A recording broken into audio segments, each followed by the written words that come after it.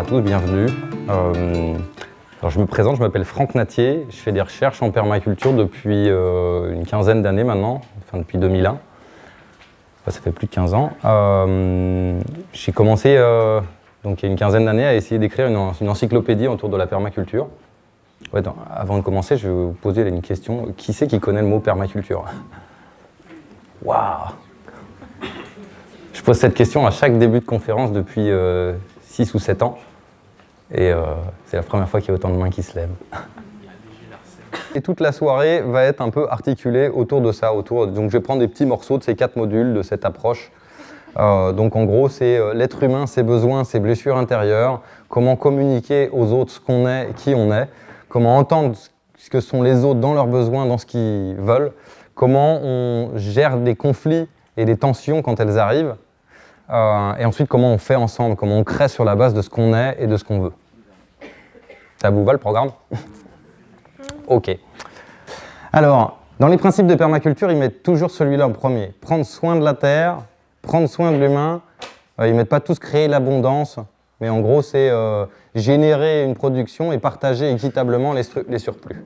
Donc ça, c'est vraiment les principes de base. Prendre soin de la terre, prendre soin de l'humain. Et moi, j'ai commencé par ça. Prendre soin de la terre, vous voyez ça partout. Moi, j'avais mis, en fait, quand j'avais réécrit ça, j'avais mis prendre soin de l'humain en premier. Je vois pas comment on peut prendre soin de la terre quand on ne prend pas soin de soi. Et là, on m'a dit, mais t'es narcissique et égoïste. Attends, parce que l'être humain, s'il pense qu'à lui, en fait, il faut qu'il pense aux animaux en premier. Ben ouais, moi j'ai vu, mais moi, ça fait 15-20 ans que je pense qu'aux animaux en premier. C'est ce qui fait que je deviens aigri. Et que j'ai la haine contre mon prochain, et que je déteste tous les gens, et qu'à chaque fois que je dérape et que je mange des frites ou un kebab ou un machin, j'ai envie de me flageller et de me... Ça vous parle, non, ça? Comment vous pouvez prendre soin de la terre quand vous acceptez pas votre propre incohérence? La planète, elle a créé Monsanto. Alors bon, elle est accusable comme tout le monde, quoi. Pourquoi vous voulez la sauver et pas vous en premier, quoi?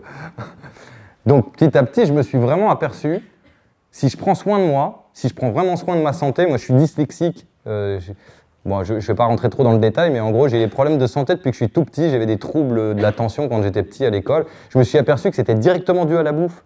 C'est juste que j'avais pas les bonnes bactéries dans mon intestin, et que c'était justement directement dû à la bouffe industrielle que je bouffe. Aux sucreries et que donc en fait quand je voulais prendre soin de moi, genre faire des cures de jus de chardon, d'ortie, de tout ce qui pousse, vous savez, toutes ces mauvaises herbes qu'il y a dans le jardin, je me suis aperçu que ça prenait soin de l'humain, que ça prenait soin de la terre, ça créait l'abondance parce que des orties il y en a partout. Et que là, ça prenait vraiment un sens, en fait. Je me suis vraiment rendu compte à quel point, en prenant soin de moi, ça relocalisait tout.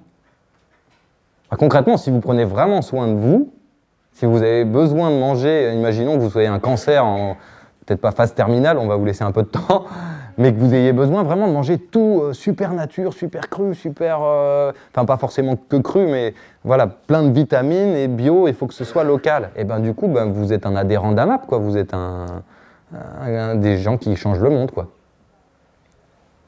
Qu'en fait, on ne peut pas prendre soin de la terre si on ne prend pas soin de soi. Je ne sais pas si ça vous parle. Mais donc, si jamais il y en a qui sont en colère et qui sont vraiment en colère contre les autres êtres humains, en fait, vous êtes surtout en colère contre vous. Prenez-en conscience, en fait. Arrêtez d'être en colère contre vous, vous allez voir que vous allez beaucoup plus accepter l'incohérence des autres. Enfin, moi, je me souviens de vouloir être extrémiste, vouloir coller mes idéaux en tant qu'écolo, et puis j'y arrivais pas.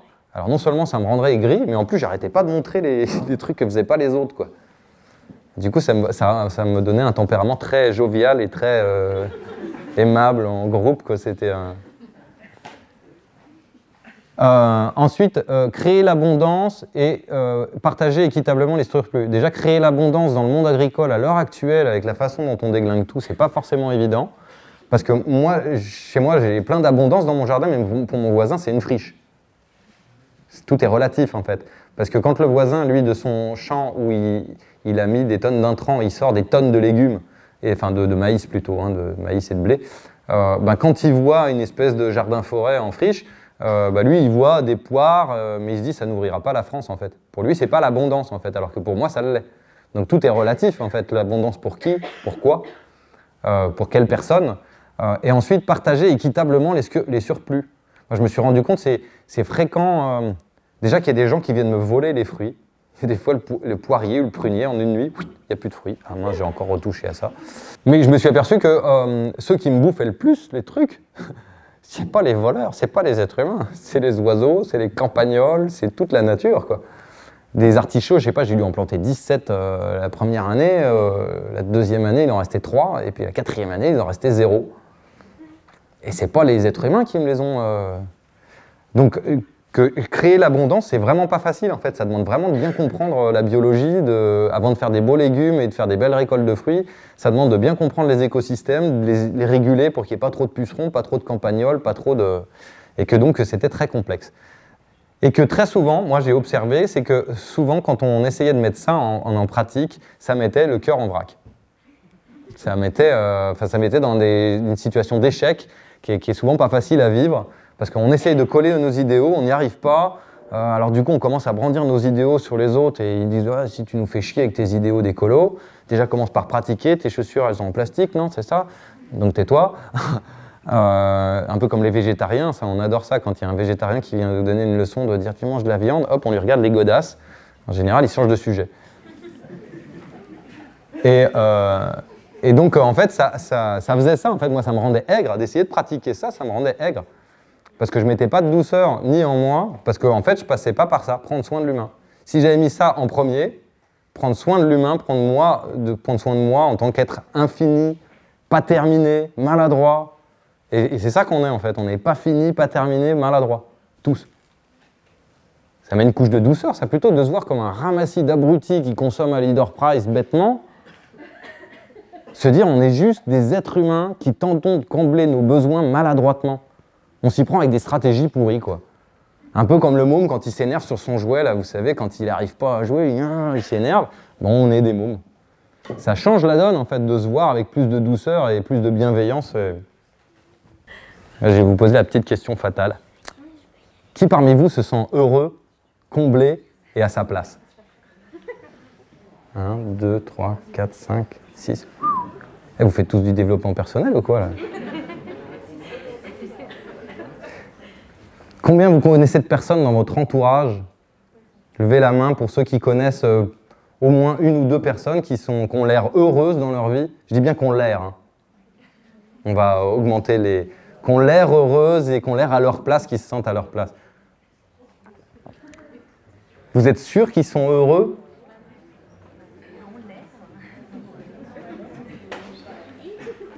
Et comblés en fait, parce qu'on ne peut pas être heureux quand on n'est pas comblé. Toi, t'es comblé? Alors une autre question fatale. Qui parmi vous pense que le bien et le mal, la dualité, le bien et le mal, c'est une maladie mentale très grave? On a 3, un paquet quand même. Waouh! J'ai rarement ces chiffres, hein. Ça évolue grave. Et donc qui pense que le bien et le mal est quelque chose de tangible comme cette télécommande? Vous savez, cette télécommande, on est tous à la voir, j'hallucine pas, hein. Vous la voyez tous. Donc c'est bien qu'elle est là. Au pire, on se gourre sur le mot, vous pourriez appeler ça dans une autre langue, mais on est tous d'accord, elle est là, il y a une petite loupiote bleue. C'est tangible. Donc qui pense que le bien et le mal est quelque chose de tangible? 2, 3, 4 personnes. Ok, ben on va juste explorer ça. Je ne vous dis pas que vous avez tort, on va juste explorer ça. Est-ce que quelqu'un peut me donner un exemple dans la nature de bien et de mal? Trump? Trump, Obama, Marine, Hollande. Donc, donnez-moi un exemple. C'est ce qui me semblait. Les limaces, c'est des mauvais insectes, non, c'est des gastéropodes. Saloperie. Oui, il y en a comme ça, on peut s'acharner légitimement. Les araignées, elles morphent depuis des siècles. Les renards aussi, on peut leur tirer dessus, de toute manière, c'est des saloperies. Et donc, quand le lion il mange la gazelle, est-ce que c'est bien ou est-ce que c'est mal? Bah, du point de vue de l'herbe qui allait se faire bouffer par la gazelle, c'est un sauveur le lion, c'est un justicier, c'est la police. Donc tout est relatif en fait. Et en fait, la vie, c'est une grande chaîne qui se bouffe. Et nous, on cherche le bien là-dedans. Ça va être dur en fait. Du coup, on risque de voir le monde comme un monde cruel, comme un monde sans merci, comme un monde dur. Donc en fait, dans la nature, si on prend le grand chêne qui empêche les bébés chênes de pousser en dessous, parce qu'en fait, il prend toute la lumière à lui tout seul, et puis toute l'eau et toutes les ressources, là encore, on pourrait dire c'est bien, c'est mal, il tue sa propre progéniture. L'enfoiré, quoi. Ben non, il se trouve que la vie est bien faite et que c'est grâce à ça qui fait qu'il y a encore des chênes sur Terre. Et donc du coup, les vieux chênes, ils veulent pas tomber, ils veulent pas laisser les petits... c'est un peu comme Trump. Donc il semblerait que derrière Trump, il y a du vivant en fait.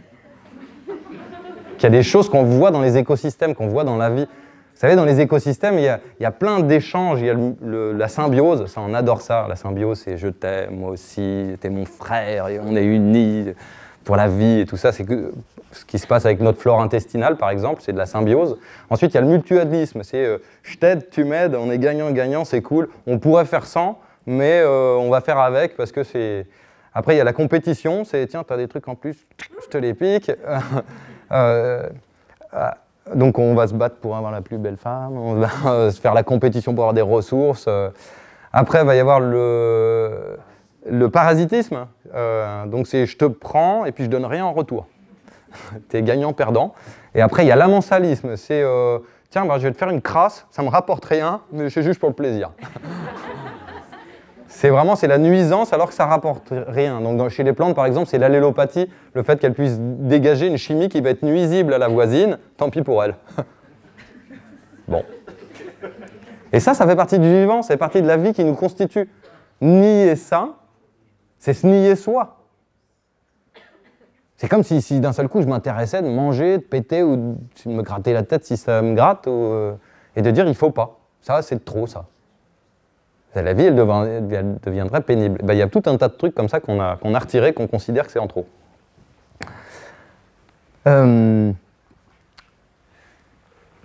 Et donc, il semblerait qu'en fait, être heureux, être comblé, c'est directement lié avec les notions de bien et de mal. Directement lié. Ça vous parle ou pas? Pas plus que ça. Imaginez tout l'univers, toute la galaxie, de la galaxie, le macrocosme, jusqu'à mes atomes, c'est régi par la même loi. Il n'y a qu'une seule loi qui régit tout l'univers, c'est la recherche permanente d'équilibre. S'il n'y a pas un équilibre entre la force centrifuge qui écarte les planètes du Soleil et la force centripète qui les rapproche, ben on a deux solutions. Hein. Soit on meurt tous cramés, soit on meurt tous congelés. Pas réjouissant quand même, les extrêmes. Et donc, le bien, le mal, c'est exactement pareil que les bases, les acides, le chaud, le froid, le doux, le rugueux.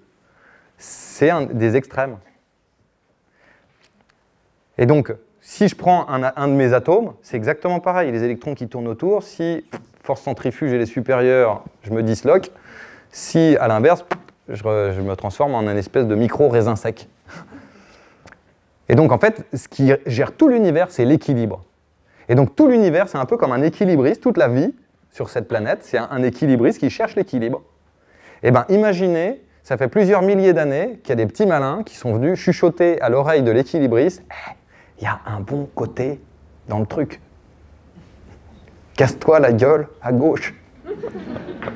Il y a plus d'écolos. Parce que les écolos de droite... » Il y en a qui pensent ça, hein, je suis sûr. Enfin, moi, je l'ai pensé pendant des années. Qu'il y avait un bon camp. Que si je me cassais la gueule dans le bon camp, j'en redonne sans rien attendre en retour. Alors du coup, je donnais sans rien attendre en retour. Puis je m'apercevais bien que ça faisait pas forcément beaucoup de gens qui donnent sans rien attendre en retour. Ça faisait beaucoup de gens qui prennent sans rien donner en retour. Ça créait pas vraiment l'équilibre que je souhaitais, en fait. Et je jugeais. Et donc, imaginez, en fait, un monde où il n'y a qu'une recherche permanente d'équilibre, où nous, on cherche le bon côté, Un monde qui est en évolution permanente. Il n'y a pas eu une seule seconde depuis des milliards d'années où il n'y a pas eu des milliards de changements à chaque seconde. À chaque seconde qui passe, là, votre organisme est en train de combiner des milliards de combinaisons chimiques qui fait que vous n'êtes plus le même. Dans 3 semaines, un mois, vous n'aurez plus la même peau. Dans 1 an, vous aurez fait un cycle cellulaire complet. Il n'y a rien. Tout change en permanence. Et nous, on cherche le bon côté du schmilblick et que ce soit stable. Vous imaginez le cauchemar, en fait? Imaginez, vous êtes sur la mer et vous décidez, je veux que ça ne bouge pas. Et ensuite, j'aime bien quand je réussis à chaque fois. J'aime pas l'échec. Vous imaginez, vous vous mettez dans une situation où vous êtes sûr d'échouer tout le temps, sans fin, parce que ce ne sera jamais possible d'être stable sur la mer, ce ne sera jamais possible d'être immobile dans un monde infiniment en mouvement, ce ne sera jamais possible de trouver le bon côté des choses, vous savez, la bonne truc où je sais, je le fais de toute manière, c'est bon. Donc sortir de la dualité, en fait, c'est vraiment ça, c'est arrêter de croire qu'il y a des bons côtés, qu'il y a des bons camps, que le camp de la permaculture, par exemple, il est mieux que le camp de la biodynamie. Mince. Ah. Et ça, croire que c'est mal. Alors qu'en fait, ça me force à faire une impro sans vidéoprojecteur. C'est une opportunité de la vie. La vie s'est dit, tiens, il est un peu mou, là, il s'endort. On va lui faire un truc. Donc, ça tombe bien, c'était sur celui-là que je voulais enchaîner. Ça, c'est les besoins des êtres humains, en fait. C'est ce qui va vous permettre, si vous comblez ça, c'est ce qui va vous permettre d'être en équilibre. Vous savez, un être humain équilibré, sain de corps et d'esprit, comme ils disent dans les religions, c'est parce qu'en général, il met les bons carburants dans le truc. Vous avez déjà vu ce que ça fait une Volvo diesel quand on met de l'essence avec des épluchures de bananes dedans? Et qu'on ne lui met pas de pneus, on ne lui met pas d'essuie-glace, on ne lui met pas de vitres, et on lui dit « Avance, saloperie de merde !» C'est à peu près ce qu'on fait avec les êtres humains. Donc on va voir ça un peu en... C'est un peu ça, ouais, c'est un peu ça qu'on fait. Moi, par exemple, j'ai une mémoire kinesthésique. J'ai besoin de faire pour mémoriser. Vous pouvez me faire de l'algèbre, c'est un cauchemar. Si vous me faites des dessins de géométrie, vous voyez, Pythagore, AB carré plus BC carré, j'ai compris quand j'ai fait le trajet à pied sur le triangle par terre. Là, le dessin s'est fait dans mon crâne et j'ai mémorisé. Le problème, c'est que toute l'éducation nationale, elle est basée sur la mémoire visuelle et auditive. Tant pis pour Franck. Du coup, j'avais des mauvaises notes tout le temps. Et après, on m'a dit que j'étais nul et j'y ai cru. Donc, en gros, là, j'étais dans des besoins d'apprentissage qui n'ont pas été, des besoins d'intégration qui n'ont pas été respectés par l'éducation nationale. Donc, les premiers des besoins, c'est les besoins physiologiques. Si vous mettez dans votre organisme, c'est un peu comme une super antenne à ce que vous soyez intelligent, créatif et joyeux. Et donc, quand vous remplissez votre organisme de trucs chimiques et de trucs inadaptés à la vie, donc des antibiotiques, des conservateurs, une multitude de trucs industriels qu'on trouve dans la nourriture parce que c'est plus pratique pour l'emballage et pour les industriels, pour la texture aussi des fois. Des fois, on vous met des produits chimiques. Posez-vous la question, comment ça se fait que le sel, quand vous le secouez comme ça, il est en poudre? Vous savez, le sel, tous les gens qui ont fait un peu de chimie, ils savent que ça attire l'eau. S'il y a un peu d'humidité, vous prenez du sel, ça attire l'eau. Donc le sel, par nature, c'est pas en poudre. Comment votre sel, il peut rester pendant 8 mois dans le placard comme ça, en poudre? Réfléchissez. Et ces molécules chimiques qui ont été inventées pour envoyer des fusées dans l'espace, est-ce que ça a quelque chose à faire dans votre organisme? Il y a plein de choses qu'on met dans notre organisme qui font dysfonctionner tout le reste. Moi, à l'école, j'étais dyslexique parce qu'en fait, je n'avais pas une alimentation adaptée. Ensuite, les besoins de sécurité et de protection. En gros, dans la nature, tous les animaux, ils ont besoin d'un abri minimum, ils ont besoin de se protéger du soleil, des moustiques, du froid, du chaud, des lions. Et nous, c'est un peu pareil, on a besoin d'un minimum d'abri, d'un minimum d'argent, toit, vêtements. Et dans quelle mesure, en fait, je suis dépendant des autres matériellement? Vous voyez, par exemple, quand j'étais petit, il y avait des fois certains contextes qui étaient difficiles à vivre avec mon frère, avec mon père, avec ma mère. Si j'avais pu leur dire « Bon, allez, je me casse », vous me faites chier. En général, quand je me disais ça, c'était « je vais fuguer ». Et la deuxième chose qui venait dans mon esprit, c'est « je vais où ?» Donc, vous voyez, il y a plein de stratégies qu'on ne peut pas mettre en place en fait, quand on ne sait pas combler ce besoin-là. Et ensuite, j'ai des besoins de confiance et d'estime de moi, et ensuite des besoins d'accomplissement et de développement. Et ça, c'est les besoins physiologiques de la pyramide de Maslow. Les trois quarts du temps, on voit ça un petit peu comme des chasseurs-cueilleurs un peu détachés. Un petit peu, oui, si j'étais effectivement dans une situation de survie, effectivement, mes besoins physiologiques, oui, l'abri, tout ça. Mais enfin bon, maintenant, on est en Europe, tout ça, l'abri, on n'est plus... Bah si, observez, quand d'un seul coup, pour des raisons de, par exemple, de développement personnel, la dame, là, elle a à la fois besoin de confiance et d'estime d'elle-même parce qu'elle veut ouvrir un cabinet de naturopathie, un peu sur les médecines parallélo, trucs muches, quantiques, là tu sais, je te mets les mains et ça soigne et tout ça. Et en fait, son mari, il est technicien chez Peugeot. Lui, il est plutôt cartésien, il n'y croit pas du tout, il croit pas aux extraterrestres, il ne croit pas aux trucs bio, la naturopathie encore moins. Et donc, en fait, entre eux, ça commence à devenir franchement pénible la vie, quoi. La seule chose qui les lie, c'est les gosses. C'est pour ça qu'ils restent ensemble. Mais le problème, c'est que le monsieur, en fait, il n'a pas du tout les mêmes valeurs que la dame. La dame, quand d'un seul coup, elle réalise, mais en fait, il ne va jamais évoluer. J'en ferai jamais un spirituel. Donc, en fait, là, ça commence à m'emmerder, cette relation. Qu'elle réalise, enfin, en général, c'est quand elle rencontre le remplaçant. Qu'elle fait, mais pourquoi je ne suis pas avec un comme lui, hein, qui a les mêmes valeurs que moi et que je n'ai pas besoin d'essayer de le convaincre que l'écologie, si c'est bien et tout ça. Et donc, en général, si elle a trouvé le remplaçant, moi, il s'appelait Michel. Et donc, du coup, elle a fait tout de suite, hop là, le besoin de sécurité, d'affiliation. Michel, il avait une grande maison. Elle a fait, hop, maison de l'un, hop, maison de l'autre. Le choix était très facile, en fait. Parce qu'elle avait son point de chute. Alors que ça faisait un bon bout de temps, un paquet de... Ça faisait bien au moins 7-8 mois qu'on était ensemble, qu'on était des colocs qui se regardent comme ça. Si elle avait eu une porte de sortie avant, je suis sûr qu'elle l'aurait pris. Moi, c'est pareil. Sauf que moi, j'avais à vider le hangar, vendre la ferme, récupérer les arbres, enfin bref. Et du coup, ça prenait plus de temps. Par contre, pour elle, ça a été très vite. De plier boutique et de plier l'affaire. Et... Donc, en fait, on se rend compte qu'on peut rester des mois, des années dans une relation, enfin, ou dans une relation de couple, une relation de travail. C'est peut-être avec votre patron que vous vivez des choses difficiles. Et qu'en fait, la seule chose qui vous fait vivre cette affiliation toute pourrie, c'est un besoin de sécurité matérielle. Et que quand vous avez comblé ce besoin de sécurité matérielle, tout de suite, la relation change. Et en général, même le conflit de base disparaît. Donc en fait, ça, c'est les voyants de votre tableau de bord.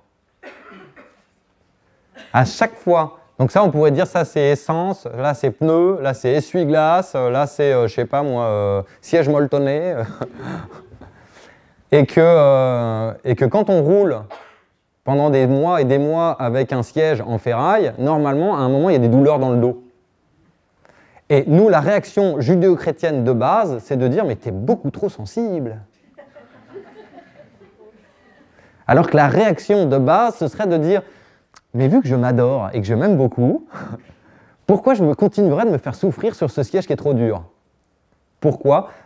Parce que si tu mets un truc molletonné, tous les autres vont te rejeter et te dire « oh là là, il met des trucs molletonnés, mais nous, on n'en a pas besoin. » Vous avez déjà remarqué ça ? Il y en a parmi vous qui ont déjà fait un stage de CNV, de communication non violente, ou PNL, ou ce genre de trucs. Quand vous êtes revenu chez vous, votre famille, elle a fait « waouh ! Quand je suis content que tu aies fait ce stage, ça me profite !» Ou c'était plutôt « qu'est-ce que tu nous emmerdes là avec tes trucs, là, t'es devenu chiant quoi !» Ça a fait quoi pour vous? C'était un peu chiant, les deux, un peu mitigés. En général, ceux qui ont déjà fait de la CNV, ils font « ah, enfin !» Et ceux qui n'ont jamais fait de CNV, ils font « oh là là, mais c'est hyper violent la communication non violente !» Parce que ça les dérange en fait. Donc en fait, naturellement, quand vos voyants s'allument, ça fait quoi? On n'a pas tous les mêmes voyants. Par exemple, un comme moi, ça fait « fais chier, merde !» Ça gueule, ça se met en colère, ça... Il y en a d'autres, stratégie de voyant, la tristesse. Je suis triste. Qu'est-ce qui va pas? Je sais pas, je suis triste. La confusion, c'est je sais plus qui je suis, je sais plus où je vais, je sais plus où va la vie, rien n'a de sens. Et donc on a chacun une stratégie pourrie pour essayer de combler un besoin que de toute manière on ne va pas le combler. Donc c'est un petit peu comme si on était tous au bord de l'autoroute avec nos bagnoles en panne. Tantôt c'est les essuie-glaces, tantôt c'est les pneus, tantôt c'est l'essence, tantôt c'est l'huile. On est tous experts en coups de latte dans l'aile. Et on est là à parler un petit peu de nos carences affectives, de nos difficultés, puis à relativiser, on théorise en disant « ouais, mais dans la vie de toute manière, il ne faut pas vouloir avancer trop vite ». C'est sûr que quand tu ne fais pas le plein, quand tu ne mets rien du tout pour combler tes besoins fondamentaux, il ne faut pas t'étonner de ne pas avancer, et du coup, ça ne m'étonne pas que tu aies ces grands concepts philosophiques. Et donc tout ça, c'est parce que j'ai appris à supporter les pneus crevés, Et donc je suis très prédisposé à supporter une nana qui elle aussi a les pneus crevés. Comme ça, on va patienter ensemble jusqu'à ce qu'on apprenne à réparer les pneus ensemble. Et observer dans vos relations de couple, en général, c'est que ça, on fait que s'upgrader à chaque fois. Alors avec une, on apprend les roues, avec l'autre, on apprend... Moi, la dernière, c'était l'organisation que j'ai appris. Et elle, avec moi, elle a appris la gestion de conflits, la médiation, et moi, j'ai appris à m'organiser et à être beaucoup plus clair avec les clarifications de projets. Donc, en fait, ces besoins-là, vous ne les comblez pas, ça va faire des blessures. C'est inéluctable, ça va vous rendre au début un peu frustré, un peu triste, puis après un peu en colère. Et puis si on vous frappe dessus, qu'on vous fait bien comprendre qu'il ne faut pas se mettre en colère, bah, du coup ça va vous rendre déprimé et un peu sujet à l'autodestruction. Donc en gros, il y a deux réactions caricaturales, il y a ceux qui explosent, c'est les cocottes minutes. On les fait monter sous pression, puis d'un seul coup, ils vous pètent à la tronche, vous ne comprenez pas trop pourquoi. En fait, vous avez juste touché au petit bouton. Et il y a ceux qui implosent. Mais vous touchez au petit bouton et ça fait plouc. Et hop, suicide. Burn-out, dépression, plus d'envie de vivre. Alors que l'autre, ça lui génère une force véloce qui, c'est pas qu'il a plus envie de vivre, c'est qu'il a envie de tuer. Et alors que l'autre, il n'a pas la vélocité d'aller tuer, donc du coup, il implose, il veut mourir en fait, la vie n'a plus de sens. Et ça, c'est parce que nos besoins ne sont pas comblés. Et très souvent, en fait, c'est parce que nos besoins, tout à l'heure, j'en parlais, ils évoluent en cours de route. Et donc, ça, en fait, c'est ce qu'on est dans la survie. La chenille, avec des grandes dents pointues. La chenille maladroite et fragile. J'aime bien cette métaphore, je l'avais chopée à Bernard Werber. C'est le passage du monde des insectes au monde des animaux. Au monde des vertébrés. Les insectes, en fait, ils ont une grosse carapace en chitine, qui est très très dure, mais à l'intérieur, c'est de la vraie soupe.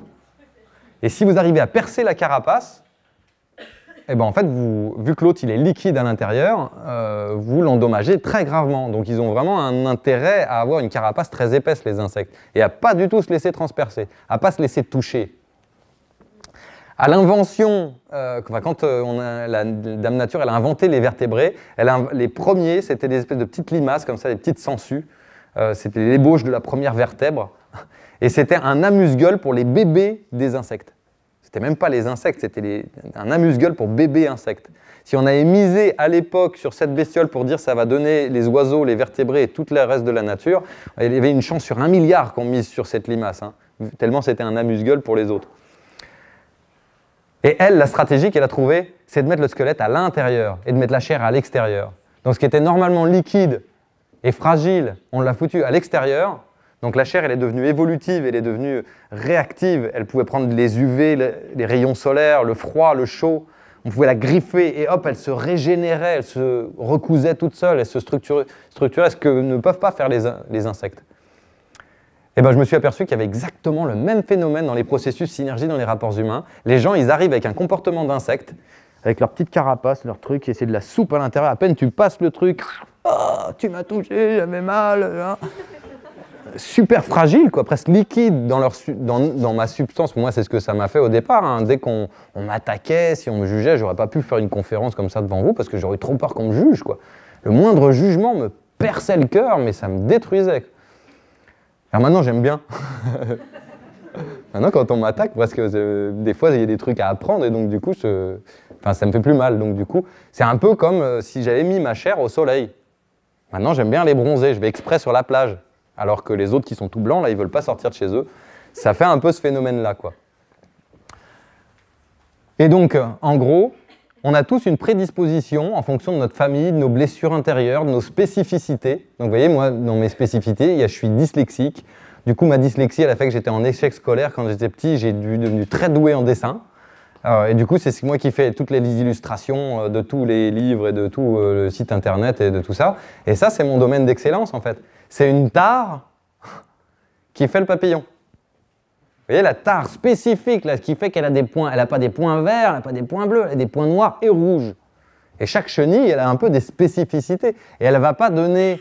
à terme, on ne va pas lui dire « Oh, vas-y, t'es chiante à vouloir être un papillon jaune, là, tu nous emmerdes, tu vas devenir un écureuil. » Elle ne peut pas. Eh bien, nous, la société, elle essaye quand même. Elle nous dit bah, « Toi, tu voulais être libre ?» Eh bien, non. Tu voulais être créatif ? Eh bien, tu bosseras à la poste. C'est comme ça dans la vie, on ne fait pas ce qu'on veut. Mon pauvre papillon.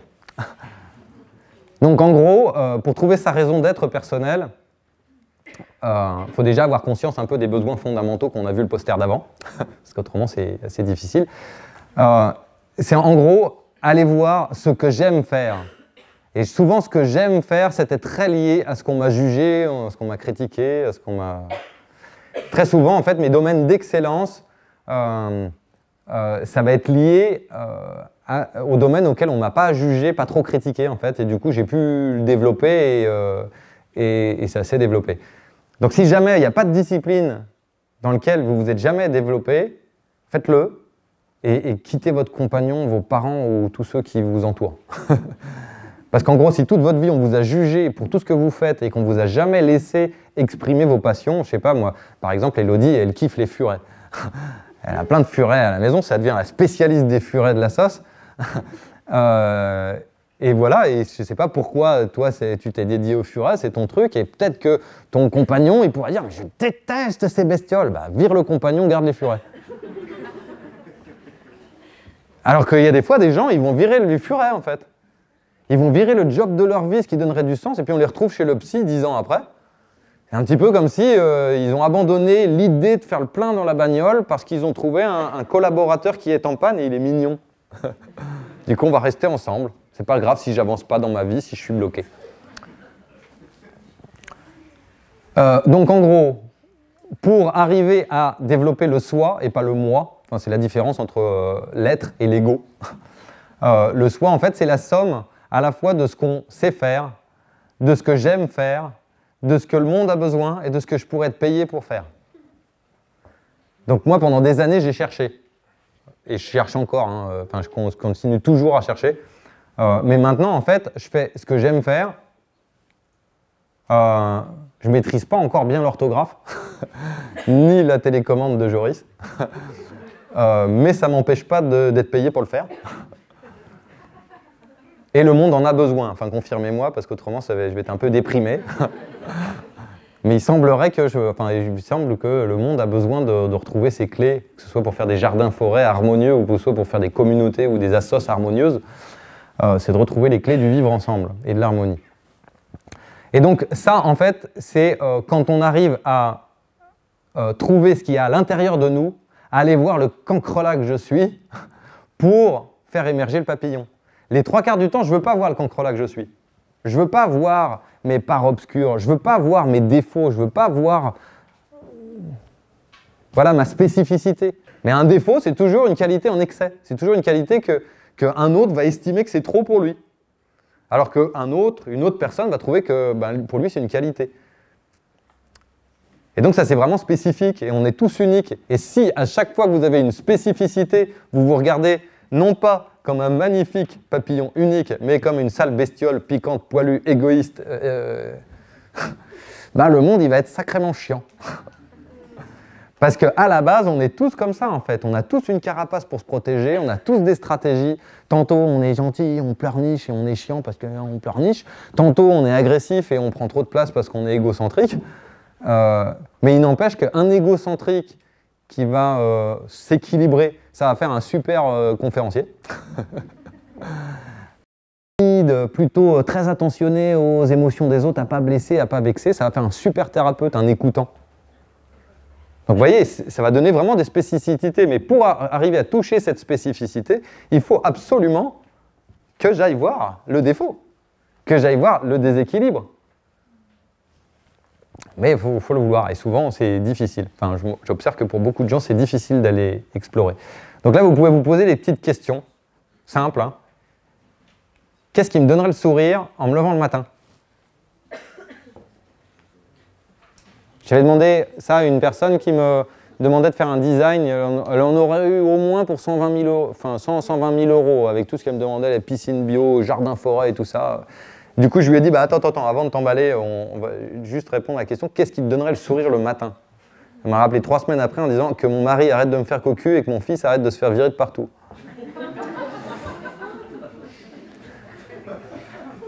Et elle l'a fait. Elle a foutu le mari dehors. Elle a compris pourquoi le gamin en avait ras-le-bol et faisait en sorte de l'emmerder. Et toute la vie de la famille, tout a changé, tout s'est dépoté. Et en fait, le design à 120 000 euros est devenu totalement secondaire. Mais alors, elle s'est vraiment aperçue que c'était la dernière des roues de son carrosse. Qu'elle était vraiment en train de meubler une vie triste d'un truc en plus qu'elle n'aurait encore pas le temps de faire. Ensuite, qu'est-ce que vous apportez au monde? Qu'est-ce que vous avez apporté qui n'était pas là avant vous? Qu'est-ce que vous avez créé sur cette planète? La vie est infinie, elle n'est pas terminée. Donc logiquement, pour des êtres créatifs, logiquement, vous devez apporter quelque chose. C'est inéluctable en fait. Sinon, c'est que vous tournez en rond. C'est qu'on est en train de faire tourner le passé en fait. Si on n'apporte rien à chaque génération, si... Enfin non, les règles des anciens étaient très bien, on les a gardées. Non, ça, pour vous, ça fait comme moi, ça fait comme pour moi. Les règles des anciens, c'est pas cool, il faut les changer. Donc normalement, on va tous apporter quelque chose. Qu'est-ce que le monde perdrait si vous mourrez? Elle est plus trash, celle-là. Quand vous avez... Souvent, on a du mal, en fait. C'est qu'est-ce que je peux apporter au monde? Bah, je sais pas, c'est compliqué. Ok, bah, qu'est-ce que le monde perd si t'es mort? Ah ouais, dit comme ça. Là, il y a un espèce de truc solennel, là, avec une nappe de synthé, d'orgue. Franck aurait pu écrire des livres sur la synergie dans les rapports humains, aurait pu ceci, mais il ne l'a pas fait. Alors, on fait la petite larme et hop, on va écrire un bouquin. Donc ensuite, pour être là-dedans, faire ce que j'aime et que ça devienne ma profession ou ma vocation, il faut que vous soyez dans votre domaine d'excellence. L'excellence, c'est ce que je maîtrise et que j'aime faire. La maîtrise, c'est ce que je maîtrise, mais j'aime pas forcément le faire. Ensuite, les domaines d'acquisition, c'est ce que j'aime bien faire, enfin ce que j'aimerais faire, mais je maîtrise pas. Donc par exemple, là je suis en train de me mettre à un logiciel Jardicad, ben, je maîtrise pas, mais ça m'intéresse. Et ensuite, le domaine d'incompétence. C'est j'aime pas le faire et j'ai pas envie d'apprendre en fait. Donc ça, c'est la posture de Pierre Rabhi, la coopération. Et ça, la girafe, c'est le symbole de la communication non violente. C'est l'animal qui a le plus grand cœur, parce que pour faire monter le sang là-haut, il lui faut un truc énorme. C'est un animal qui n'a pas de prédateur. Hein, personne ne vient l'embêter. De temps en temps, les lions, en fait, ils viennent embêter les girafes, et après, ils s'en rappellent. Parce que les girafes, elles ne sont pas agressives, elles n'ont pas de dents pointues, mais quand on vient les faire chier, et en CNV, on appelle ça le coup de pied girafe. Avec un coup de pied qu'elle met derrière, comme ça, elle est capable de casser la cage thoracique d'un lion en un coup de patte, comme ça. Donc ça arrive que des fois, on vient s'énerver sur quelqu'un qui est non violent, et puis il dit la petite phrase, c'était pas pour blesser, mais c'est juste l'autre ce qu'il voulait pas entendre, et ça va le détruire. Donc croyez pas que la communication non violente, c'est quelque chose que de gentil et de doux et de coopératif. Enfin, c'est coopératif, mais c'est pas toujours doux. Donc ça, c'est la langue de nos dirigeants, le comportement de nos dirigeants, en fait, la domination. Donc là, on est dans 100% objectif, 100% objectif, 0% relation. Alors que Colibri, on est dans 100% objectif, 100% relation. Ils sont cool les colibris quand même. C'est sympa, c'est fun. Et là, on est dans le monde des bisounours, de la soumission, de la complaisance. C'est 100% relation, 0% objectif. Je m'en fous de ce qu'on fait, l'important c'est que je reste avec toi. Et là, ça, la fuite d'émission, c'est 0% relation, 0% objectif. C'est en fait, je te fuis, je me casse, et tant pis si on a tout perdu tous les deux, je m'en fous, l'important c'est que je me sauve ma peau. Donc là, c'est perdant-perdant. Alors que là, on est gagnant-perdant, il y a au moins un gagnant dans les deux. Parce que vous voyez, lui, quand il reste avec le requin, quand il dit « Bon, tiens, t'as un requin, t'es pas beau, t'as des grandes dents, mais on est quand même ensemble. » Il y en a un des deux qui gagne. Les deux vont bien ensemble. Alors que lui, il est capable de dire « T'es trop dangereux, toi, pour que je reste avec toi, et toi, t'es trop chiant, alors je me casse. » Et du coup, il est tout seul, il est malheureux, mais il est prêt à faire ça, lui. Il est prêt à être perdant-perdant. Et il y a des fois, il y a des phases dans la vie où il faut savoir faire ça. Et donc, je vous pose la question, c'est quoi la bonne posture? Faites gaffe, il y a un piège. Logiquement, si vous avez suivi l'introduction, bien, mal, bon, mauvais, c'est quoi la bonne posture? Il y a un piège.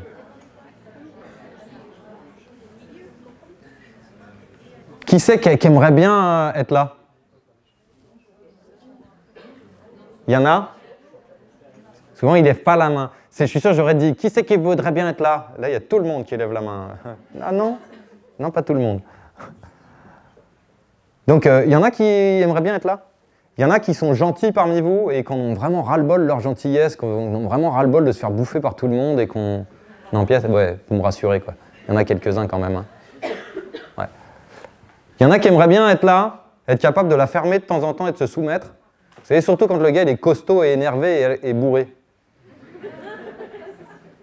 Il y en a comme ça, le mec il est gringalet, mais juste il peut pas se soumettre en fait. Il sait pas se soumettre. Il fait, moi quand on me parle comme ça, eh ben, je me fais éclater la tête. Voilà, il y a des situations dans lesquelles il faut savoir se barrer en fait. Sans négociation, sans dire quand j'observe, je me sens tendu, alors c'est pour ça que je me barre. Non, c'est je me barre tout court. J'explique même pas pourquoi. Il y a certaines situations où il faut savoir faire ça en fait. Ensuite, il faut savoir dominer. Si votre môme, il s'approche de la route, avec son ballon, vous savez, et vous voyez le camion qui arrive, le ballon, le môme, et là, vous sortez votre outil le plus puissant, la CNV. Quand je t'observe te rapprocher de la route, je me sens tendu intérieurement parce que j'ai besoin de sécurité. Est-ce que c'est possible pour toi de... Cratch, fais-en un autre. Non, là, ce serait bien de dire clairement « Stop !» et que ce ne soit pas négociable. Et que vous n'ayez pas usé ce mot en lui disant 400 fois « Attention, attention, attention !» alors qu'il n'y a pas de danger. Là, vous hurlez « Stop !» Attention, et il s'arrête net, le môme. Il n'a pas l'habitude d'entendre papa ou maman dans sa voix, entendre cette tension, cette peur, alors il s'arrête net. Il se dit « Qu'est-ce qui se passe ?» et je m'en fous de mon ballon. Pour qu'il crie comme ça, c'est qu'il y a danger. Et l'enfant, il a besoin de ça. Il a besoin de quelqu'un qui est capable d'avoir de l'autorité, qui est quelqu'un qui est... Par contre, quand vous lui dites « Stop !» pour un oui, pour un non, et que vous faites votre chef-faillon pour qu'il range sa chambre, là, vous devenez un dictateur, en fait. Mais imaginez le chef des pompiers, un capitaine de pompiers, quand il monte dans un beau bâtiment comme ça, avec plein de trucs en plastique, et qu'il y a le feu. Les gars, maintenant, ils sont formés, en quelques secondes, ça peut exploser. Donc le chef, en fait, il a un libre arbitre, une expérience que n'ont pas les autres pompiers. Donc quand lui, il hurle, on sort... Il n'y a pas les jeunes pompiers qui disent « Ouais, pourquoi tu me parles comme ça? Là, j'aime pas trop le ton. » Ou qui disent « Ouais, tu peux t'expliquer parce que moi, à ta place, là, dans une situation pareille, j'aurais plutôt fait comme ça. » Ben non, là, tu t'écrases, il te dit « Tu sors, tu sors. » Donc là, il faut savoir se soumettre, en fait. Quand on est dans une situation comme ça et qu'on ne sait pas se soumettre, moi, c'était mon cas. J'étais super bagarreur quand j'étais ado. Et moi, quelqu'un qui, pour mon bien... me donnait une force un peu autoritaire, mais un peu trop ferme, moi j'étais prêt à couler le bateau, à massacrer la famille pour dire quoi, comment il me parle l'autre. Et on n'a pas tous ce même tempérament. Il y a des fois, il va y avoir quelqu'un qui va avoir un comportement complètement injuste, un espèce de dictateur, il va dire « Tu vas faire ça !» Et toi tu fais ouais, je vais le faire parce que ça a du sens. Quoi. Non, déjà, rien que le ton auquel il te parle, tu devrais le confronter. Mais il y en a qui vont toujours trouver la parade mentale. Non, mais s'il m'a demandé de faire ça, c'est parce qu'il... Non, mais il était en colère, il était très pressé, c'est pour ça. Des gens qui sont dans une posture soumise et qui ne savent pas s'en sortir, en fait, qui peuvent pas... Donc tous les soumis, par essence, ils se voient collaboratifs. Hein. C'est ce que j'ai observé. C'est rare que les gens, quand ils sont dans une espèce de gentillesse, de douceur, qui les amène à se soumettre, c'est rare qu'ils se voient comme soumis. C'est plutôt qu'ils vont se voir à essayer de chercher la coopération et qu'ils n'y arrivent pas. Mais donc c'est très souvent en fait qu'il y a des situations comme ça où dans des situations de conflit, où il va falloir savoir se soumettre, passer dans une position de démission pour reprendre une posture dominante. Et ce n'est pas injuste en fait. Mais dans notre conditionnement judéo-chrétien, dès que je vais m'être soumis un peu de trop, je vais trouver que je suis un bouffon. Dès que je vais m'être imposé un peu trop, je vais être trop égocentrique, trop dictateur, trop ceci, trop cela. Et vous trouvez toujours quelqu'un pour vous faire culpabiliser. Vous trouvez toujours quelqu'un de blessé pour vous dire « Oh si, t'as été trop. Hein. Oh, t'aurais pas dû. » Alors, les 3 postures qu'on va trouver dans les groupes. Le dictat. Donc ça, c'est le truc le plus classique. Hein, c'est le chef de famille. C'est moi le chef. C'est papa et l'enfant. Ou des fois, même sa femme. Même la femme, elle la ramène pas. Ou des fois, c'est l'inverse. Moi, j'avais déjà vu ça, un couple où c'était la maman qui battait le papa et les enfants. Donc en gros, il y en a un qui domine, il y en a un qui se considère avoir une légitimité supérieure à l'autre. C'est, en gros, c'est le patron quand il commence à maltraiter l'ouvrier, à l'insulter, à le traiter comme un paillasson, plutôt que de lui dire « Écoute, je trouve que tu n'as pas les compétences pour rester dans ma boîte, je préférerais qu'on se sépare ». Le gars, il va le garder, il va le maltraiter, lui faire du mal en permanence parce qu'il considère que lui, en tant que patron, il a le droit, il est plus légitime, quoi. Et souvent, ça lui rappelle quand lui, il était apprenti. Ça lui rappelle ce qu'il avait morflé quand lui, il faisait son parcours. Donc ensuite, ça, c'est les communistes qui ont inventé ça, l'égalitarisme. On est tous égaux, chef, collaborateur, tous égaux. C'est toi, t'es patron, t'as mis 150 000 balles sur la table, t'as 40 ans d'expérience pour monter des boîtes de, je sais pas moi, de plomberie ou d'électricité ou de... Et moi, j'ai 0 expérience, j'ai pas de pognon, mais pourtant, on va faire moite-moite. Aux réunions, je veux avoir le même pouvoir décisionnel que toi. Pourquoi? Attends, tu te prends pour qui là? Pour un dictateur ou quoi? Souvent, on voit des gens comme ça. Ils ont rien, ils amènent rien, mais pourtant, ils veulent tout. Et ils veulent que ce soit gagnant-gagnant. Et donc, c'est l'histoire de l'entreprise LIP, de Thomson, du bateau Le France, qui se retrouve à être racheté par les ouvriers. Donc, en fait, ils considéraient qu'ils étaient égaux avec leur patron. Sauf que eux, le business plan, se faire tourner un business, en fait, ils sont capables de faire tourner les machines dans le bateau, mais pas le business du bateau. Et donc, quand on redonne le business à gérer par des gens qui n'ont pas les compétences, le bateau, il coule. Enfin, c'est une métaphore, il n'a pas coulé, il est devenu le Norway. Et c'est les Hollandais qui l'ont racheté. Et ensuite, le dernier, c'est l'équivalence. Donc ça, c'est ce qu'on retrouve chez les chasseurs-cueilleurs. Chez les chasseurs-cueilleurs et qu'on retrouve aussi dans les équipes du type colibri et dans les comportements qui cherchent gagnant-gagnant, enfin qui cherchent les relations gagnant-gagnant. C'est en gros, en tant qu'être humain, on est égaux. Il n'y a pas de différence entre toi et moi, entre moi adulte et toi enfant, on est des êtres de même valeur. Par contre, quand tu t'approches de la route, c'est moi le chef. Parce que j'ai une expérience que tu n'as pas. Toi, tu n'as pas conscience que le camion, il va t'écrabouiller comme une galette, moi si. Et c'est pour ça que je vais mettre une autorité là où toi, tu ne peux pas en mettre. Et donc, on n'est pas égaux. Et on ne sera jamais égaux, en fait. Il n'y aura jamais une égalité entre un apprenti qui vient de rentrer dans une entreprise et le patron qui a 40 ans de bouteille.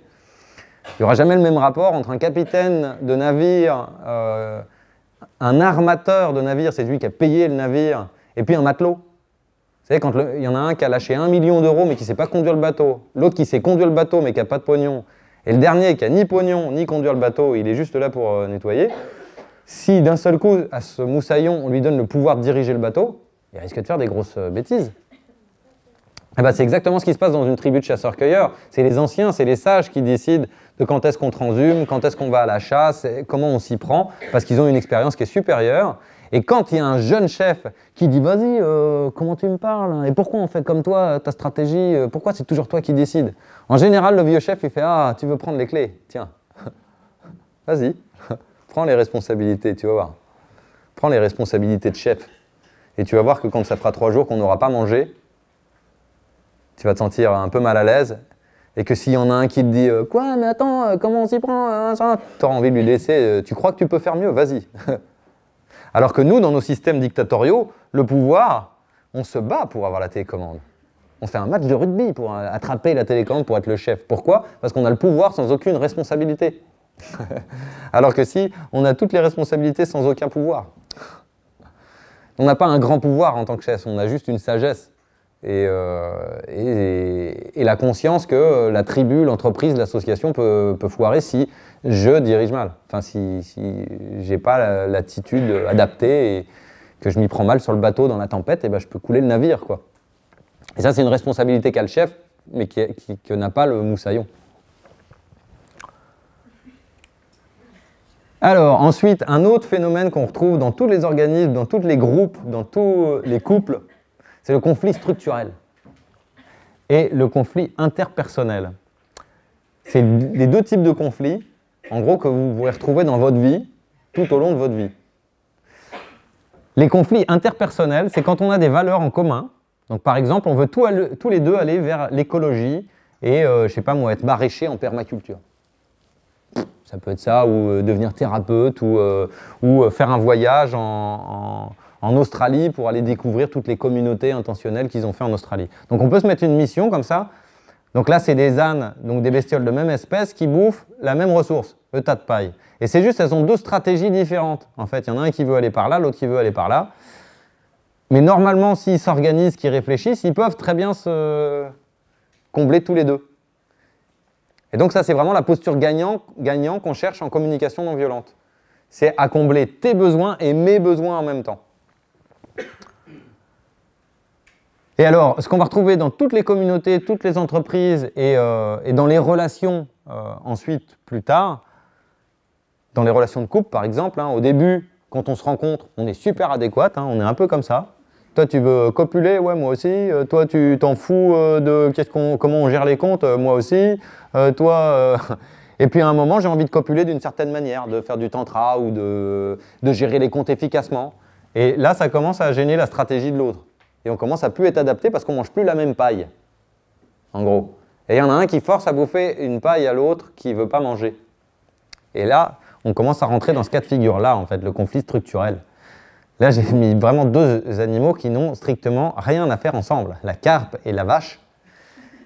Les deux ont beau faire un gros compromis pour être ensemble, ça reste foireux.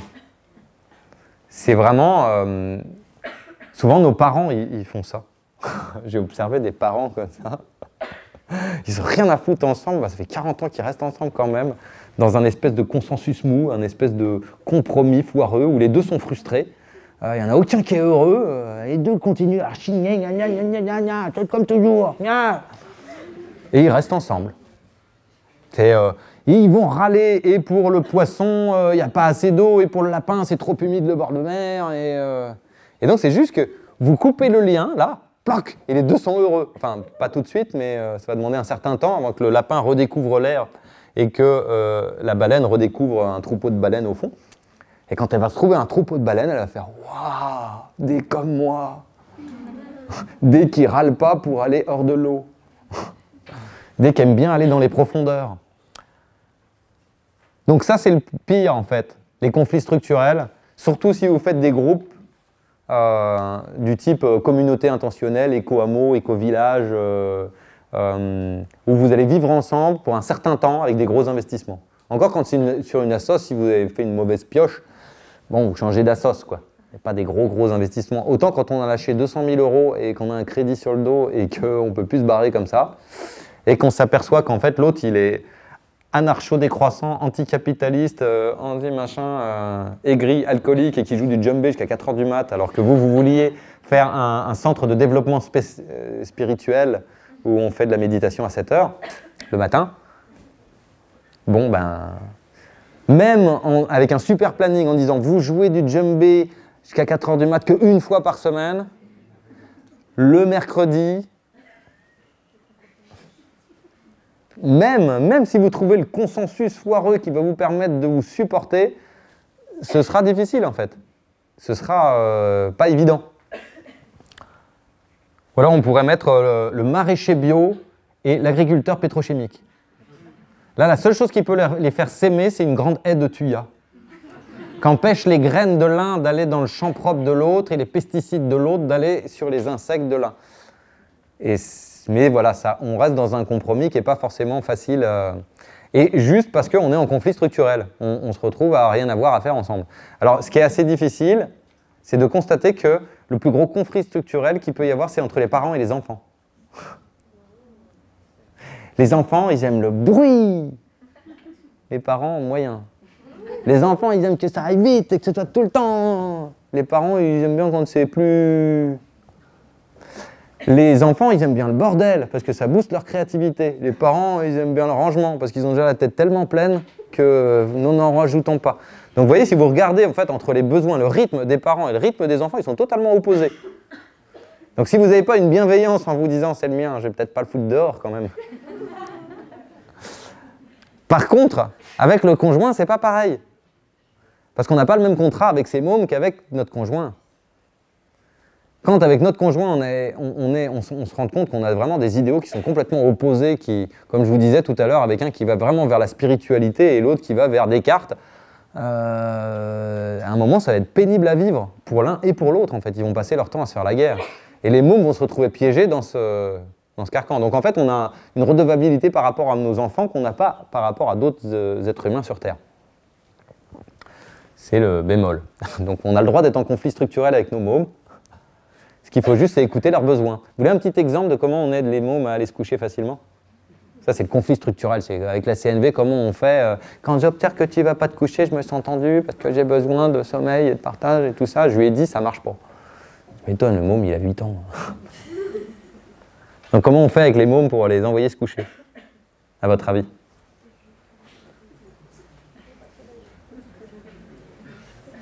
Bzzzt. Somnifère, ouais, c'est la petite cuillère de farine au gluten avec un peu de gnôle dans le biberon. Calmé, net. Donc alors comment on fait? Rappelez-vous, le début de la conférence, là, on a abordé les besoins fondamentaux. Est-ce qu'il est obligé de se coucher à 8 heures? Bonne question. Je vais vous donner deux cas de figure. Moi, j'ai pas d'enfant, donc je peux pas vous donner les cas de figure avec mes mots. Mais donc, du coup, c'est des figures que j'ai vécues avec des enfants ou alors c'est de mes formateurs. Et donc, je vais en prendre deux qui sont deux stratégies complètement différentes. La première, c'est j'écoute l'enfant dans son besoin. C'est bon, tu vas te coucher parce qu'il est 8 heures. Et là, l'enfant, il dit non. Et il veut pas aller se coucher. Alors, vous lui posez simplement la question, mais à quoi tu dis oui quand tu dis non, en fait? Tu voulais faire quoi? Et là, il va vous dire jouer. Ou autre chose. Et vous c'est quoi votre besoin? Qu'il aille se coucher. À 8 heures. 8h30. Entre 25 et 35, ça joue peu. Vous pouvez prendre 10 minutes pour jouer avec lui. Et là, vous dites ok, on va jouer. Et après, tu vas te coucher. Et là, il va dire bah oui. Alors que normalement, vous auriez fait la technique du crescendo. C'est de dire allez les petits loulous, allez vous coucher. Bon, allez, je commence à m'énerver. Attention, je m'énerve, je vais vous en coller une. Et lui, bah, en gros, vous lui dites attention, tu es en train de dépasser la limite. Alors il fait toujours pas, ok. Toujours pas, et jusqu'à ce que vous lui en colliez une. Une fois que vous lui en collez une, il pleurniche, il est triste et tout, mais c'est vous qui jouez ce jeu avec lui. Positionnez-vous autrement, mettez une autre danse et il arrête net. Il teste la limite. Vous lui dites attention, la limite. Il dit elle est la limite. Ben non, regarde, je peux aller plus loin. Et il va aller plus loin. C'est comme l'histoire de la poule et l'œuf. Vous ne trouverez jamais la solution. Il y a pas. C'est de la dynamique. Il y aura toujours. Il va toujours aller dessus. Il va toujours tester. Et donc la seule chose qui vous restera, c'est le jugement, de dire mais quel emmerdeur ce mot, mais il me truc. Vous lui collez des étiquettes pour compenser votre frustration du fait que vous n'arrivez pas à l'envoyer se coucher. Alors que vous comblez son besoin, il comble le vôtre. Et le lendemain, le mot, vous le voyez en train d'expliquer à son nounours, il faut aller se coucher parce que sinon on dort pas bien et après on est énervé le lendemain. Et il va expliquer ça à son nounours en fait, il va jouer à l'adulte, mais c'est normal, il apprend par mimétisme. Donc ça c'est le premier cas de figure, c'est vous comblez son besoin, vous rentrez dans son sens et vous allez voir, l'enfant va faire pareil. Ben oui, vous comblez son besoin, il va essayer de combler le vôtre. Maintenant, faites gaffe parce qu'il va grappiller 5 minutes tous les jours. Ensuite, le deuxième cas de figure. Je veux pas aller me coucher. Ok, bah va pas te coucher. Qu'est-ce que tu veux faire? Lire. Ok, ben lis. Et le môme, il lit. Et donc le lendemain, il lit jusqu'à genre 2h du mat.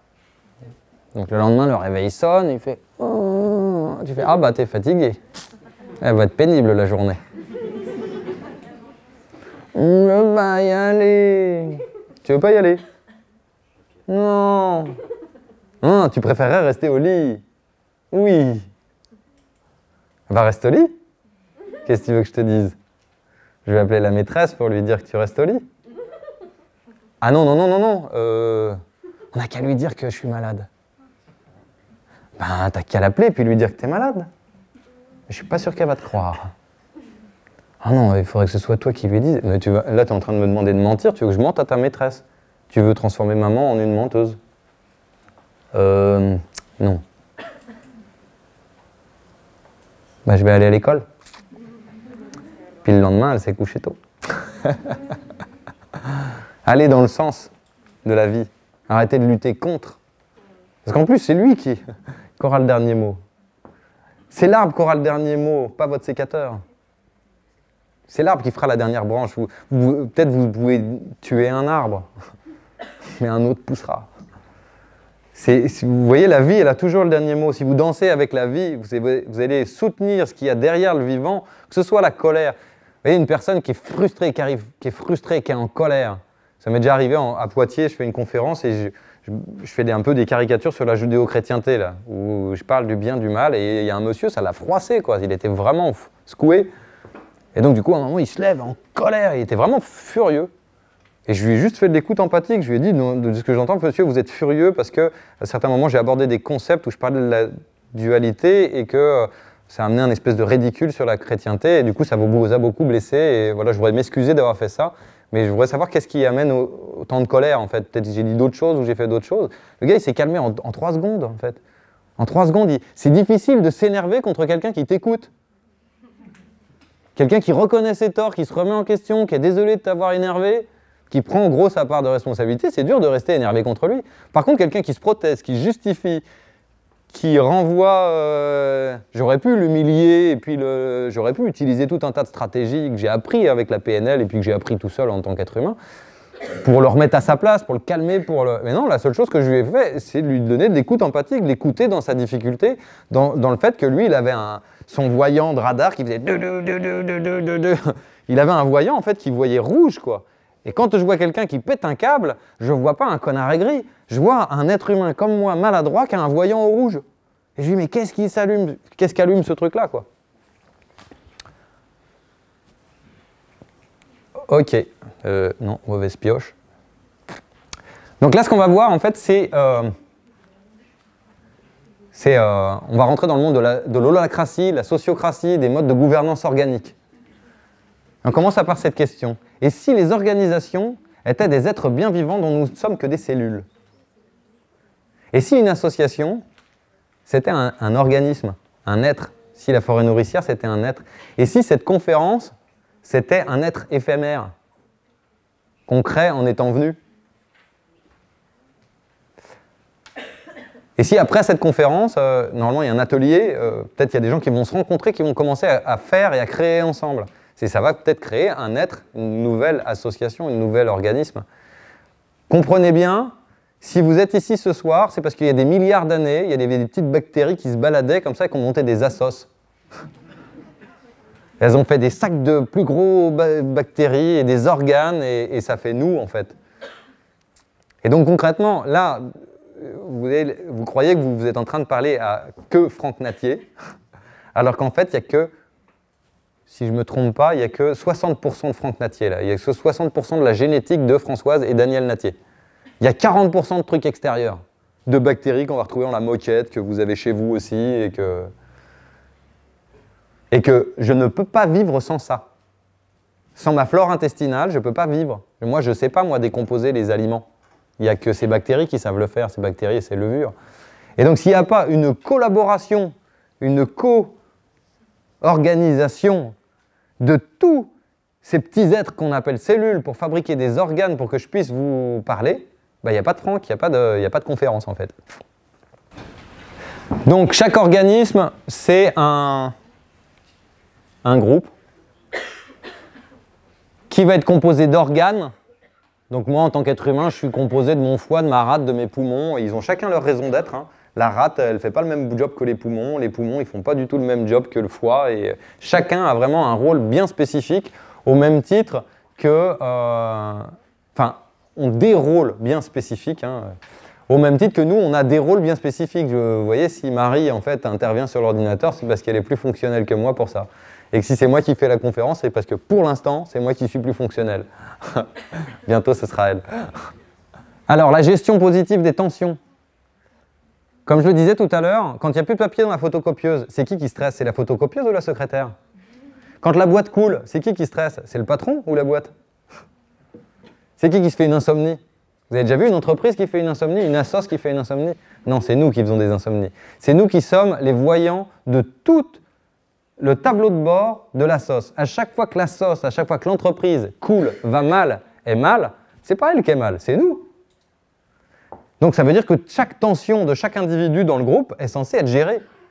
Quand, si, je sais pas moi, par exemple, si Marie n'arrive pas à faire la com parce qu'elle est submergée, parce qu'elle est débordée, on va à la fois écouter l'attention de Marie qui dit « Moi je suis tendu parce qu'en fait, j'arrive pas à faire le rôle com, j'arrive pas à le superviser, il me faudrait une autre personne. » Ça lui génère une vraie tension, elle va nous la partager. Alors que d'habitude, en général, les tensions, vous avez vu comment ça se passe. En général, quand il y a quelqu'un qui est tendu, on lui dit « Mais calme-toi !» Donc c'est un petit peu comme quand vous avez le voyant du tableau de bord qui s'allume, qui dit « Il n'y a plus d'essence, il n'y a plus d'essence !» Vous prenez votre marteau et puis vous faites « Mais éteins-toi !» Et hop, c'est éteint. Et on est en panne. Donc là, en fait, on ne fait que gérer des tensions. Et sachant qu'une tension, ça peut être aussi de l'enthousiasme. Vous voyez, des fois, quand j'ai une idée de génie pour la prochaine conf synergie dans les rapports humains ou pour le prochain atelier, c'est de l'enthousiasme en fait en moi. J'ai vraiment envie de faire ce truc comme un gamin qui a un jouet. Et pourtant, ça me génère une tension. Si ça ne se fait pas, ça va me tendre. Donc, le mot tension, c'est pas « je suis en colère et j'en peux plus ». C'est « j'ai une tension ». J'ai un truc qui m'agite intérieurement. Donc du coup, on va faire des réunions de gestion de ces tensions parce qu'en fait, finalement, on s'en fout de la voiture. Du moment qu'on a les voyants du tableau de bord, on roule, puis quand ça s'allume, on va faire le plein. Et à force de rouler, on va bien connaître les stations d'essence, qu'il faut avoir du pognon pour pouvoir payer. Mais donc, en gros, dans ces processus de gouvernance organique, on roule et les tensions, elles arrivent et on les traite jusqu'à ce qu'elles disparaissent. Donc il n'y a plus besoin de créer une structure super complexe qui devrait être parfaite. On commence par réaliser la mission, la raison d'être de ce qu'est-ce qu'on a à faire ensemble. Ça va générer des tensions, on traite les tensions pour qu'elles disparaissent. Par des réunions très méthodiques. Donc en gros, toutes les tensions, là, elles sont renvoyées vers des réunions de triage. Donc la réunion de triage, ce serait les urgences à l'hôpital. On ne les soigne pas aux urgences, les gens. Vous savez, ils arrivent, il y a un triage. Et en fonction si vous avez le doigt pété ou un infarctus ou une rupture d'anévrisme, bloc opératoire direct, alors que le petit doigt qui est pété, toi, c'est salle d'attente. Donc vous voyez, il y a des urgences, il y a des choses qui sont à traiter de façon complètement différente. Il y a des choses qui vont toucher à la structure de votre association, de votre organisme, de votre groupe, de votre entreprise. Il y a des choses qui vont toucher à la stratégie, il y a des choses qui vont toucher aux visions, ou il y a des choses qui vont toucher aux actions. La photocopieuse est morte, il faut en racheter une. Ou alors ça peut être, en fait je me rends compte qu'à chaque fois qu'on prend un stagiaire dans la sauce, il nous nique la photocopieuse. Donc là en fait on est plutôt dans la stratégie, comment recruter. Donc il faudrait faire une réunion stratégique, on fait une réunion recrutement.